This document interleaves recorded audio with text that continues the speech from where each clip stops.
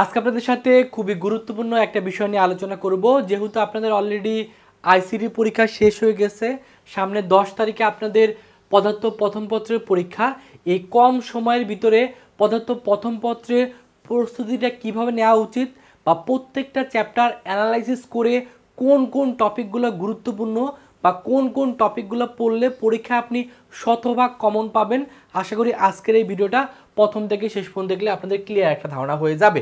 তো প্রথমে যদি বলি যে আপনাদের যে পরীক্ষার মানবন্টন, সেই মানবন্টনটা হলো সৃজনশীল। এখানে আপনাকে 5টা প্রশ্নের উত্তর দেওয়া লাগবে। টোটাল 8টা সৃজনশীল প্রশ্ন আসবে, সেখান থেকে 5টা প্রশ্নের উত্তর করতে হবে। সেখানে 50 মার্ক, এমসিকিউ 25 আর প্র্যাকটিক্যাল থেকে হলো 25 মার্ক নেওয়া হবে। তো এর ভিতরে টোটাল আপনাদের 60টা চ্যাপ্টার আছে। এই 60টা চ্যাপ্টার থেকে কিন্তু প্রত্যেকটা চ্যাপ্টার থেকে একটা করে প্রশ্ন আসবে। যেমন দ্বিতীয় অধ্যায় ভেক্টর থেকে একটা প্রশ্ন অবশ্যই আসবে, অথবা এখান থেকে 2টা প্রশ্ন আসতে পারে। চতুর্থ অধ্যায় নিউটনীয় বলবিদ্যা, এখান থেকে একটা প্রশ্ন অবশ্যই আসবে, কপাল ভালো থাকলে এখান থেকে 2টা প্রশ্ন আসতে পারে। আর পঞ্চম অধ্যায় যেটা কাজ শক্তি ক্ষমতা, এখান থেকে একটা প্রশ্ন। ষষ্ঠ অধ্যায় থেকে একটা প্রশ্ন। সপ্তম অধ্যায় পদার্থের গাঠনিক ধর্ম, এখান থেকে একটা প্রশ্ন। অষ্টম অধ্যায় থেকে একটা প্রশ্ন। আর দশম অধ্যায় আদর্শ গ্যাস ও গতিতত্ত্ব, এখান থেকে একটা প্রশ্ন। তার মানে প্রত্যেকটা চ্যাপ্টার থেকে আপনি একটা করে সৃজনশীল অবশ্যই কমন পাচ্ছেন। আর নিউটনীয় বলবিদ্যা থেকে 2টা আসতে পারে, অথবা ভেক্টর থেকে 2টা আসতে পারে। অর্থাৎ যে কোনো একটা চ্যাপ্টার থেকে, অর্থাৎ ভেক্টর অথবা নিউটনীয় বলবিদ্যা, এই 2টার ভিতরে যে কোনো একটা চ্যাপ্টার থেকে 2টা প্রশ্ন আসবে, আর বাদ বাকি সবগুলো থেকে একটা প্রশ্ন। টোটাল 8টা প্রশ্ন আসবে। এই 8টা প্রশ্নের ভিতরে আপনাকে 5টা প্রশ্নের উত্তর করতে হবে। এখন এই যে 5টা প্রশ্নের উত্তর করবেন, এর জন্য সময় আপনি কতটুকু পাচ্ছেন? এমসিকিউর জন্য তো আপনি 25টা এমসিকিউর জন্য আপনি 25 মিনিট পাচ্ছেন। আর সিকিউ যে থাকবে, সেখানে 5টা সিকিউর জন্য আপনাকে যেহেতু উত্তর করতে হবে, এই 5টা সিকিউর জন্য এখানে কিন্তু পাচ্ছেন কত সময় পাচ্ছেন? টোটাল 2 ঘন্টা 35 মিনিট। এই 2 ঘন্টা 35 মিনিট মানে 155 মিনিট। তাহলে 155 মিনিট, তার মানে আপনাকে এখানে যেহেতু 5টা প্রশ্ন উত্তর করতে হবে, তার মানে আপনি এখানে 150 মিনিট হচ্ছে, আর 5 মিনিট আপনি এক্সট্রা রিভিশন দেওয়ার জন্য রাখতে পারেন। তার মানে একটা সিকিউ উত্তর করার জন্য আপনাকে 30 মিনিট করে কিন্তু আপনি প্রায় সময় পাবেন। তার মানে সৃজনশীল লেখার জন্য যথেষ্ট সময় আপনি পাবেন, জাস্ট আপনাকে প্রিপারেশনটা ভালো করে নিতে হবে। এখন প্রশ্ন হলো আপনি কোন কোন চ্যাপ্টারগুলো ভালো করে পড়বেন। এর আগে মেনলি আমরা প্রত্যেকটা চ্যাপ্টার একটু অ্যানালাইসিস করে দেখি কোন চ্যাপ্টারে কোন টপিকগুলো ইম্পর্টেন্ট। তাহলে সেক্ষেত্রে আমরা পরবর্তীতে আমরা এই চ্যাপ্টার সিলেকশন করতে আমাদের সুবিধা হবে। তো প্রথমে যদি দেখি, প্রথম যে চ্যাপ্টারটা সেটা হলো ভেক্টর। এই ভেক্টর চ্যাপ্টারের জন্য কোন কোন টপিকগুলো ইম্পর্টেন্ট সেটা যদি দেখি, তো এখানে যেগুলো মেনলি 3 স্টার দেওয়া আছে সেগুলো সবচেয়ে বেশি ইম্পর্টেন্ট। তো 3 স্টার কোথায় আছে? এই টপিক 2, এই নদী এবং স্রোত, অর্থাৎ নদী নৌকার যে ম্যাথগুলো আছে সেটা সবচেয়ে বেশি ইম্পর্টেন্ট। কারণ নদী নৌকার ম্যাথ থেকে দেখা যাচ্ছে বিভিন্ন বোর্ডে সবচেয়ে বেশি প্রশ্ন আসছে। যেমন দিনাজপুর বোর্ডে প্রশ্ন আসছে, চট্টগ্রাম বোর্ডে প্রশ্ন আসছে, বরিশাল বোর্ডে প্রশ্ন আসছে, সিলেট বোর্ডে প্রশ্ন আসছে, যশোর বোর্ডে প্রশ্ন আসছে, তারপর মাদ্রাসা বোর্ডে প্রশ্ন আসছে। তো সকল বোর্ডে ঘুরে ফিরে দেখা যায় বারংবার এই নদী এবং নৌকার ম্যাথগুলো চলে আসতেছে। তার মানে এই টপিকটা সবচেয়ে বেশি ইম্পর্টেন্ট। তারপর যেটা সবচেয়ে বেশি ইম্পর্টেন্ট সেটা হলো টপিক 4, সেটা হলো ভেক্টরের ডট গুণন এবং ক্রস গুণন। এই ভেক্টরের ডট গুণন থেকে মাঝে মধ্যে মধ্যবর্তী কোণ নির্ণয় করা যায়। তো এই ডট গুণন সম্পর্কিত যে প্রশ্নগুলো আসছে এবং ক্রস গুণন সম্পর্কিত যে প্রশ্নগুলো আসছে, এইটা থেকে কিন্তু বিভিন্ন বোর্ডে বারংবার প্রশ্ন চলে আসছে। তার মানে আপনাকে অবশ্যই এই টপিক 2 এবং টপিক 4 এই দুটা আগে পড়ে ফেলবেন। আশা করি এখান থেকে আপনি একটা প্রশ্ন অবশ্যই কমন পাবেন। আর যেগুলো প্রশ্ন ইম্পর্টেন্ট সেগুলো হলো ভেক্টরের লব্ধি যোগ বিয়োগ, তারপর হলো অবস্থান ভেক্টর আর ভেক্টর ক্যালকুলাস। এটা একটু লেস ইম্পর্টেন্ট। আপনি ব্যাকআপের জন্য ভেক্টরের লব্ধি আর হলো অবস্থান ভেক্টরটা দেখে নিতে পারেন। তবে অবশ্যই প্রথমে আপনি শুরু করবেন নদী এবং নৌকার ম্যাথগুলো আর ডট গুণন এবং ক্রস গুণন দিয়ে। এটা হলো আমরা ভেক্টর আধারে অ্যানালাইসিস করে কোন দুটো টপিক ইম্পর্টেন্ট সেটা বলে দিলাম। তারপরে কোন চ্যাপ্টারটা? তারপর হলো নিউটনীয় বলবিদ্যা। এই নিউটনীয় বলবিদ্যা থেকে কিন্তু 2টা প্রশ্ন আসার সম্ভাবনা সবচেয়ে বেশি, মানে ভেক্টর থেকে এই অধ্যায় থেকে 2টা আসার সম্ভাবনা সবচেয়ে বেশি। তো সেক্ষেত্রে আপনি কোনগুলো সবচেয়ে বেশি ইম্পর্টেন্ট, এখানে দেখা যাচ্ছে এই টপিক 3 যেটা, এটা সবচেয়ে বেশি ইম্পর্টেন্ট, অর্থাৎ জড়তার ভ্রামক, চক্রগতির ব্যাসার্ধ এবং টর্ক। এই টপিকটা থেকে দেখা যাচ্ছে প্রতি বছরই ঘুরে ফিরে বারংবার প্রশ্ন চলে আসে, এর জন্য এই টপিকটা সবচেয়ে বেশি ইম্পর্টেন্ট। তারপরে যেটা ইম্পর্টেন্ট টপিক কোনটা? তারপর যেটা ইম্পর্টেন্ট সেটা হলো এই কৌণিক ভরবেগ, কৌণিক গতিশক্তি, কৌণিক ত্বরণ, কৌণিক বল। এই টপিকটা সবচেয়ে বেশি ইম্পর্টেন্ট, কারণ এই টপিকটা থেকে কিন্তু ঘুরে ফিরে বারংবার অনেকবার প্রশ্ন আসছে, অর্থাৎ এটা সবচেয়ে বেশি ইম্পর্টেন্ট। তারপর হলো টপিক 3। আর পাশাপাশি দেখে রাখবেন এই ব্যাংকিং কোণ, এই ব্যাংকিং কোণ থেকে মাঝে মধ্যে প্রশ্ন চলে আসে। তারপর যেটা আছে যে ভরবেগের সংরক্ষণের সূত্র বা সংঘর্ষ, আর এটা আছে নিউটনের সূত্র বা নিউটনের রিলেটেড যে বলগুলো আছে সেখান থেকে মাঝে মধ্যে প্রশ্ন আসে। তবে সবচেয়ে বেশি ইম্পর্টেন্ট কোনটা, এই টপিক 3, এই টপিক 4, এটা সবচেয়ে বেশি ইম্পর্টেন্ট। পাশাপাশি বাকিগুলো একটু দেখে নেবেন। তারপরে কি নিয়ে আলোচনা করবো, তারপর মিলে আলোচনা করবো পঞ্চম অধ্যায়, এটা হলো কাজ, শক্তি, ক্ষমতা। এখান থেকে আপনি একটা প্রশ্ন অবশ্যই কমন পাবেন।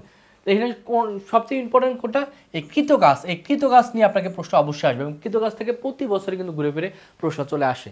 কৃতকাজ দেখা যাচ্ছে মই দিয়ে উপরে ওঠা বা সিঁড়ি বেয়ে উপরে ওঠা, এই রিলেটেড যে কৃতকাজ, এই রিলেটেড প্রশ্নগুলো আপনি প্রিভিয়াস ইয়ারের কোশ্চেন ব্যাংক যখনই সলভ করবেন তখন দেখবেন যে কৃতকাজের যে প্রশ্নগুলো আছে সেগুলো আপনি টেস্ট পেপার থেকে জাস্ট সলভ করে ফেলবেন।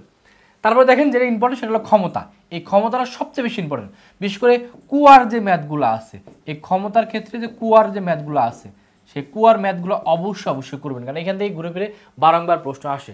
পাশাপাশি দেখে রাখবেন বিভব শক্তি এবং গতিশক্তিটা, আর কাজ শক্তির উপপাদ্যটা আপনি চাইলে দেখে রাখতে পারেন। তবে সবচেয়ে বেশি ইম্পর্টেন্ট কৃতকাজ, ক্ষমতা, বিভব শক্তি ও গতিশক্তি। তবে আপনি 1 এবং 4 নম্বর টপিক সবার আগে পড়বেন, তারপর আপনি বিভব শক্তি এবং গতিশক্তিটা দেখে রাখবেন। তারপরে কোনটা নিয়ে আলোচনা করবো, তারপরে টপিক চ্যাপ্টার 6, এটা কি মহাকর্ষ এবং অভিকর্ষ। এখান থেকে আপনি একটা সৃজনশীল প্রশ্ন অবশ্যই কমন পাবেন। এটার জন্য আপনি কোনটা পড়বেন, এই যে অভিকর্ষ স্তরণ, এই অভিকর্ষ স্তরণটা জির মান নির্ণয়টা আপনি অবশ্যই পড়বেন। বিশেষ করে ভূপৃষ্ঠের জির মান নির্ণয়, পাহাড়ের এক নির্দিষ্ট উচ্চতায়, আপনার মানে পৃথিবীর অভ্যন্তরে এই জির মানগুলো নির্ণয়টা শিখবেন। তারপর যেটা ইম্পর্টেন্ট সেটা হলো মুক্তিবেগ বা কৃত্রিম উপগ্রহের যে গতির যে বেগটা সেটা। এই মানে সবচেয়ে বেশি ইম্পর্টেন্ট টপিক 1 এবং টপিক 3, এই দুটো থেকে আশা করি একটা প্রশ্ন কমন পাবেন। পাশাপাশি এক্সট্রা আপনি ব্যাকআপ হিসাবে মহাকর্ষীয় প্রাবল্য বা বিভবটা দেখে রাখতে পারেন। তারপর কোন চ্যাপ্টারটা নিয়ে আলোচনা করব, তারপরে মিলে আলোচনা করব হলো 7 নম্বর চ্যাপ্টার, এটা হলো পদার্থের গাঠনিক ধর্ম। এই চ্যাপ্টারের জন্য সবচেয়ে বেশি ইম্পর্টেন্ট কোনটা, সেটা হলো টপিক 1, সেটা হলো ইয়ংয়ের গুণাঙ্ক বা প্রযুক্ত বল, এটা সবচেয়ে বেশি ইম্পর্টেন্ট। পাশাপাশি পয়সনের অনুপাতটা দেখে রাখবেন আর কৃতকাজটা একটু দেখবেন। তবে সবচেয়ে বেশি ইম্পর্টেন্ট হলো এই 3 স্টার যেটা দেওয়া আছে, টপিক 1 এবং টপিক 2, এটা সবচেয়ে বেশি ইম্পর্টেন্ট, কারণ ঘুরে ফিরে এই দুটো টপিক থেকে প্রশ্ন আসে। তার মানে জাস্ট দুটো টপিক পড়লে আপনি সৃজনশীল একটা প্রশ্ন কিন্তু কমন পেয়ে যাচ্ছেন, মানে 10 মার্ক আপনার এখান থেকে কিন্তু কমন চলে আসতেছে। তারপর দেখবো হলো অষ্টম অধ্যায়, এটা হলো পর্যাবৃত্ত গতি। এখান থেকে একটা প্রশ্ন আপনার অবশ্যই আসবে। সেক্ষেত্রে যেটা সবচেয়ে বেশি ইম্পর্টেন্ট সেটা হলো টপিক 2, মানে একটা টপিক পড়বেন, ওই একটা টপিক থেকে একটা প্রশ্ন কমন পাবেন আশা করি, মানে 10 মার্ক কমন। সেটা কি, সেটা হলো সরল দোলক।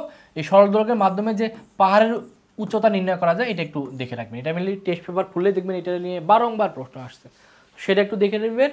পাশাপাশি আপনি সরল স্পন্দ কণার শক্তি বা স্প্রিংয়ের যে ম্যাথগুলো আছে এটা দেখবেন, আর হলো সরল স্পন্দনের যে সমীকরণ আছে সমীকরণ থেকে বিভিন্ন যে মান নির্ণয় সেটা একটু দেখে রাখবেন। তবে এই টপিক 2টা সবচেয়ে বেশি ইম্পর্টেন্ট, এটা সবচেয়ে বেশি গুরুত্ব দিবেন। সর্বশেষ যেটা সেটা হলো দশম অধ্যায়, সেটা হলো আদর্শ গ্যাস ও গ্যাসের গতিতত্ত্ব। এটার জন্য সবচেয়ে বেশি ইম্পর্টেন্ট যেটা সেটা হলো টপিক 3, এটা সবচেয়ে বেশি ইম্পর্টেন্ট। সেটা হলো হ্রদের গভীরতা নির্ণয় আর আপেক্ষিক আর্দ্রতা। এই আপেক্ষিক আর্দ্রতা সবচেয়ে বেশি ইম্পর্টেন্ট, মানে আপনি শিওর থাকেন এই আপেক্ষিক আর্দ্রতা থেকে যে কোনো বোর্ডে প্রশ্ন আসবে। এবং আজকে যে আমরা প্রশ্নগুলো অ্যানালাইসিস করতেছি সেগুলো কিন্তু সকল বোর্ডের জন্য, এর জন্য আপেক্ষিক আর্দ্রতা অবশ্যই পড়বেন। পাশাপাশি বয়েল চার্জ, চাপীয় সূত্র বা গ্যাসের আদর্শ গ্যাসের যে সমীকরণ আছে এটা একটু দেখে রাখবেন। আর এক্সট্রা আপনি টপিক 2 যে সিআরএমএস বেগ বা ইকে বা গতিশক্তি নির্ণয়ের যে সূত্রটা সেটা একটু দেখে রাখবেন। তবে এই আপেক্ষিক আর্দ্রতাটা সবচেয়ে বেশি ইম্পর্টেন্ট, অর্থাৎ এটাতে আপনাকে বেশি গুরুত্ব দিতে হবে। তো এখন মেনলি কী নিয়ে আলোচনা করবো, এখন মেনলি আলোচনা করবো আমরা মেনলি যে তাহলে আমরা কোন কোন চ্যাপ্টারগুলো প্রথমে পড়বো বা কোন কোন চ্যাপ্টারগুলো আমাদের পড়া উচিত। তাহলে সেক্ষেত্রে প্রথম যেটা শুরু করবেন সেটা হলো এই আপনার এই পর্যাবৃত্ত গতি, এই চ্যাপ্টারটা সবার প্রথমে পড়বেন। মানে এখান থেকে আপনি একটা সৃজনশীল অবশ্যই কমন পাচ্ছেন, কারণ এখান থেকে যেহেতু একটা ইম্পর্টেন্ট টপিক আছে সরল দোলক, সেটা আগে পড়বেন। আশা করি এখান থেকে আপনি একটা প্রশ্ন কমন পেয়ে যাবেন। আদর্শ গ্যাস, আপেক্ষিক আর্দ্রতার ম্যাথগুলো পড়বেন, সেখান থেকে একটা প্রশ্ন কমন পাবেন। তাহলে প্রথমে আপনি অষ্টম অধ্যায় পড়বেন, তারপর দশম অধ্যায় পড়বেন, তারপরে ষষ্ঠ অধ্যায় পড়বেন, কারণ মহাকর্ষ এবং অভিকর্ষ এখানে সূত্র খুবই কম, এখান থেকে পড়বেন। তারপরে মিললে আপনি ভেক্টরটা পড়বেন। এই ভেক্টরটা কপাল ভালো থাকে, আপনি ধরে নিলাম একটা আপনি কমন পাবেন, আপনি একটা একটু পড়লেন, তাহলে একটা, দুইটা, তিনটা, চারটা কিন্তু হয়ে গেছে। আর একটার জন্য আপনি চাইলে কাজ শক্তি ও ক্ষমতা পড়তে পারেন। আর যাদের নিউটনীয় বলবিদ্যাটা একটু সহজ লাগে তারা নিউটনীয় বলবিদ্যা, যদি এখান থেকে দুইটা আসার সম্ভাবনা আছে আপনি একটা উত্তর করবেন। তার মানে 1, 2, 3, 4, 5 এভাবে 5টা অধ্যায় যদি আপনি আগের থেকে চয়েস করে কমপ্লিট করতে পারেন তাহলে আপনি ইজিলি কিন্তু সর্বোচ্চ মার্ক কিন্তু এখান থেকে পেয়ে যাবেন। এর জন্য আপনাকে কি করতে হবে, ভালো করে কিন্তু প্রিপারেশনটা নিতে হবে এবং মাথায় রাখতে হবে একটা বিষয় আপনাকে অবশ্যই মাথায় রাখতে হবে। সেটা কি, যে বিষয়টা আপনাকে অবশ্যই মাথায় রাখতে হবে সেটা হলো যে এই চ্যাপ্টারগুলো আপনাকে প্রথমে অবশ্যই টেস্ট পেপারটা সলভ করতে হবে। এখন আসলে ডিটেলস মূল বই পড়ে আসলে সবগুলো কনসেপ্ট মানে ক্লিয়ার করার কিন্তু সেরকম সময় নাই, কম সময়ের ভিতরে আপনাকে টেস্ট পেপারটা এখন বেশি সলভ করতে হবে, অর্থাৎ এই টপিকগুলো ধরে ধরে টেস্ট পেপার বের করে সেখান থেকে সলভ করবেন। এবং আপনারা যদি চান আমার ক্লাস করার তাহলে অবশ্যই কমেন্টে জানাবেন। আপনাদের যদি ভালো রেসপন্স পাই তাহলে আমি চেষ্টা করব প্রত্যেকটা চ্যাপ্টারের জন্য অন্তত 1 শুট করে ক্লাস দেওয়া, যাতে আপনাদের কনসেপ্টগুলো ক্লিয়ার হয় এবং প্রশ্ন যাতে কমন আপনি পেতে পারেন। তো যাদের ক্লাসগুলো লাগবে তারা অবশ্যই কমেন্টে জানাবেন। আর আরেকটা অ্যানাউন্সমেন্ট বলে দিই, যারা নতুন আমার চ্যানেলে আসতেছেন তারা অবশ্যই আমার চ্যানেলটা সাবস্ক্রাইব করবেন, কারণ পরবর্তীতে অ্যাডমিশন সংক্রান্ত সকল ভিডিও কিন্তু আমাদের চ্যানেলে পেয়ে যাবেন। এই জন্য চ্যানেলটা যদি সাবস্ক্রাইব করা থাকে সকল নোটিফিকেশন কিন্তু সবার আগে পেয়ে যাবেন। আরেকটা বিষয় হলো আমাদের কিন্তু আপনার এই অ্যাডমিশন, যেহেতু আপনাদের এই বোর্ড পরীক্ষার পরে অ্যাডমিশন জার্নি শুরু হবে, অ্যাডমিশনে কিন্তু আমরা প্রতি বছরই অনলাইনে কোর্স করাই। সো আপনি চাইলে ঘরে বসে অল্প টাকার ভিতরে পুরো 6 মাস আমাদের এখানে অনলাইনে ক্লাস করে অ্যাডমিশনে ভালো প্রস্তুতি নিতে পারবেন। তো এটার কোর্স ফি যদিও 2000 টাকা, তবে আপনাদের বোর্ড পরীক্ষা চলাকালীন সময় যদি আপনি ভর্তি হন তাহলে 500 টাকা ডিসকাউন্টে 1500 টাকায় ভর্তি হতে পারবেন। ভর্তি হওয়ার জন্য এই যে নাম্বারটা আছে এই নাম্বারে বিকাশে 1500 টাকা পাঠিয়ে এই নাম্বারে কল দিবেন, অথবা এই নাম্বারে হোয়াটসঅ্যাপে নক করলে ভর্তি করে নেওয়া হবে। আমাদের মেডিকেল জিকে ব্যাচ আছে বা ভার্সিটি জিকে ব্যাচ আছে, এটা কোর্স ফি 1000 টাকা, এই নাম্বারে কল দিয়ে বিস্তারিত জেনে নেবেন। এক্সাম ব্যাচ আছে সায়েন্স আর্টস কমার্সের জন্য, এটার কোর্স ফি 500 টাকা, ভর্তি হওয়ার জন্য এই নাম্বারে কল দিয়ে বিস্তারিত জেনে নেবেন। তো এই হলো পুরা পদার্থ প্রথম পত্রের অ্যানালাইসিস আপনাদের দিয়ে দিলাম। তো এটা আপনাদের কাছে ক্লাসটা কেমন লাগছে এটা অবশ্যই কমেন্টে জানিয়ে দিবেন, এবং আশা করি পরবর্তীতে নতুন ভিডিও নিয়ে আপনাদের সামনে চলে আসবো। সেই পর্যন্ত সকলে ভালো থাকবেন, সুস্থ থাকবেন, আল্লাহ হাফেজ।